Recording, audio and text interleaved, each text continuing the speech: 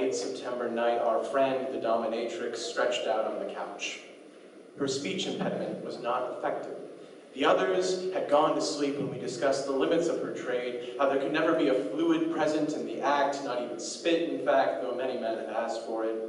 Some floral print fidgeted just above her knees. The electric kettle exhaled slowly, waiting to warm a cup. She asked about my chisel scar and showed one from her sister's cat. We'd spent all summer missing fall, and now this. Elusive. This is what becomes of colorless, familiar smells drawing you into kitchens. Dish racks glistening full, yellow lit like domestic dioramas seen through open doors, uncurtained windows. Look closely. We can trace one solid bulb only by the light it splashes above the tap, a study of greasy spider pattern on tile. The adjectives you'd use don't fit. They're soft enough to feel right. The flattened tongue doesn't know what shape to furnish. Progressive. Restless blue paint chips continue to colonize the floor below, throw themselves hard down. One hairless terrier swallows everything in a bowl marked dog. It's okay to laugh, that was funny. Jugular sac.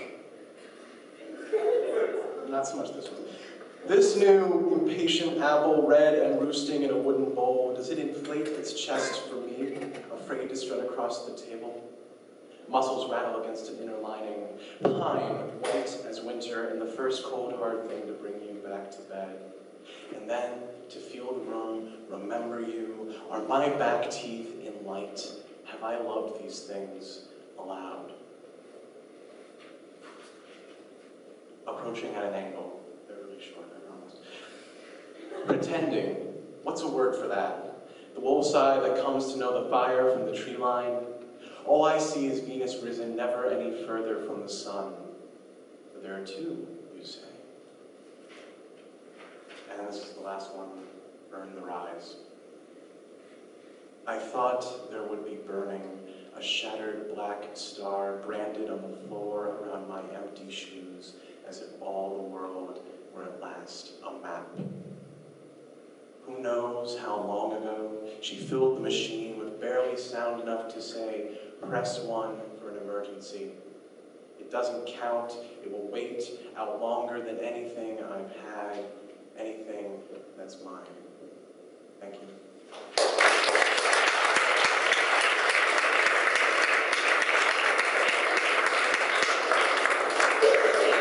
And now, our last speaker, Victor Zapana, who grew up in New York City, loves the Daily News, the English department, and Trumbull College. Memoir, In Uma's Arms.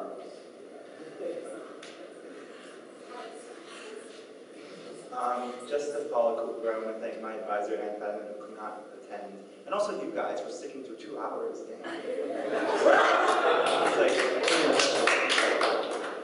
A little bit of context. Is Korean, mother of Korean. Mama, rather. It's a more affectionate term for mother. In Uma's Arms, there'll be 2 passages. 1. In January 2007, while covering a trial in Queens, New York, a photographer for the New York Daily News took a snapshot of a frail little boy. The image and accompanying article appeared on page 24 the next day, with part of the headline reading, "Silent Boy Makes Loud Statement." In the photograph, the boy wears khaki trousers, a Prussian blue sweater, and a cobalt bandana. He has a handsome button nose and wispy eyebrows, the left a little darker than the right. His head tilts to the left, and his creamy white hands lie on his right thigh. He slouches slightly in his blue and gray canvas stroller, and his eyes behind asymmetrical slits gaze lazily at the floor. The article compares him to a rag doll, but to me, perhaps because of the camera flash and the pale glow of his face, he resembles a plastic mannequin. Sitting in a library 4 years later, I stare at the image and presume that anyone anyone could mistake the boy's face for my own. I note the caption, "The boy, a Korean, was 8 when the photograph was taken. I, a half-Korean, also wore a bandana at that age. I had his puffy cheeks, his pursed lips, and his black medium-length hair. It's true that he didn't have my oily skin, double chin, or crooked Roman nose, and I didn't have his drooping stare. But since he looks enough like me in the graininess of the newspaper print, I think about the differences that the image fails to convey. That though the boy appeared to be physically unharmed, he was the victim of a violent crime. That 3/4 of his brain was destroyed. That around his neck he wore a bandana to catch his drool. That his feet were bound to the chair because he could not control his legs. That he would never be able to use his right arm. That he was blind. The photograph was taken on the 8th day of a 3-week trial, the only day the boy appeared in court. His presence sparked controversy. The defense lawyer, Michael Dow, did not wish the motion to compromise the jury's objectivity. But the presiding judge, Richard Buckner, believed no harm would come from the child's presence. "There is nothing grotesque or inflammatory about it," he said during the trial. "It's simply a little boy sitting in a wheelchair."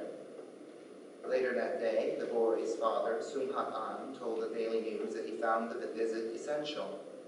"I just want to see justice," An said. He lost his life. The boy sat before the jury as a neurologist, Yale Solomon, enumerated his injuries. Solomon said he suffered from seizures, could not respond to his name, and would never be able to eat or use the bathroom by himself. After she concluded her presentation, Buckner warned the jurors not to surrender to sympathy. Yet the effect on the courtroom was clear. Though the boy sat there for only a minute, his appearance was enough to compel at least one court attendee to tears. The defendant, my mother. 11 days later, the jury found that in March 1999, 8 years before the trial, Yoon Zapana had shaken then 7-month-old Ru-an so vigorously that the fibrous brain cells and blood vessels within his skull had snapped. On February 7, 2007, the day the jury unanimously convicted my mother, the police took her into custody and transported her to a holding cell in Rose M. Singer Center, a 1,700-bed detainment facility on Rikers Island, New York. That night, I came home hoping I would eat my mother's kimchi jjigae. Instead, I learned from my father that she had been on trial during the last few weeks and that she had lost. The verdict made no sense, he said. She had told him she'd not do it. He knew she'd not do it. A few days later, during a collect phone call from Rikers, my mother echoed those same claims of innocence. She also told me that she could not forgive herself for leaving me, and that we would be together soon. Today, 4 years after trial, I realized that what my mother told me during that first phone call from Rikers was the truth. 7 years, the length of her prison sentence, is not such a long time. Soon can mean 7 years. 7 years of lying to my friends, missing my mother's birthday, and wondering what happened to Ru-an on March 3rd, 1999, when he checked into New York Presbyterian Hospital, Weill Cornell Medical Center, with symptoms later diagnosed as shaken baby syndrome. This is a story about controversial science, 2,000 pages of hospital and trial records, and a boy unable to leave his stroller. This is also a story about my mother, Yoon Zapana, who will be released from prison in 2013 or 2014, and who has been misidentified in articles, legal documents, and a lawyer's resume as Yoon Zapana, Y-U-N, her name is Y-O-O-N, Yong Jopana, and Charles Zarate. And this is a story about my attempt to determine whether the jury made a mistake. For years I have clung to the assumption that my mother did nothing wrong, but I've never truly known. And not knowing what happened feels far too close to believing that she lifted Ru-an, shook him back and forth, and watched him drool, convulse, and seize. Can I do the second? Can I do the second? Second. Number 2.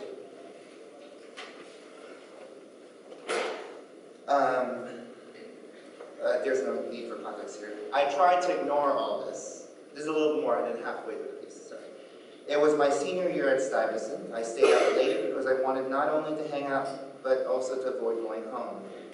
One day in school, a friend who had worked as an editor at the school